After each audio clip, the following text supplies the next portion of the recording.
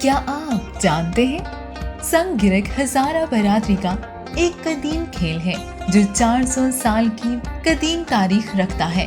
فارسی زبان میں سنگ کا مطلب پتھر اور گرک کا مطلب نشانہ بازی کرنا ہے۔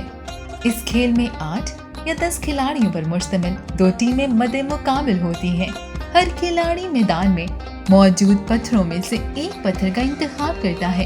ہر کھلاڑی تراشے گئے اس مخصوص پتھر سے 100 فٹ کے فاصلے پر پڑے لکڑی کے 4 انچ کے ٹکڑے کو نشانہ بناتا ہے، جسے فارسی زبان میں کرکا کہتے ہیں۔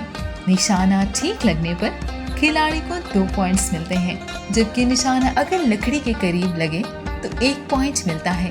ریفری، جسے مقامی زبان میں کرکچی کہا جاتا ہے، پوائنٹس کا فیصلہ کرتا ہے۔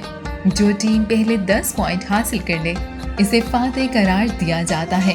صدیوں پرانا یہ کھیل آج بھی ہزارہ قبائل کے بوڑھوں اور نوجوانوں کا پسندیدہ کھیل ہے۔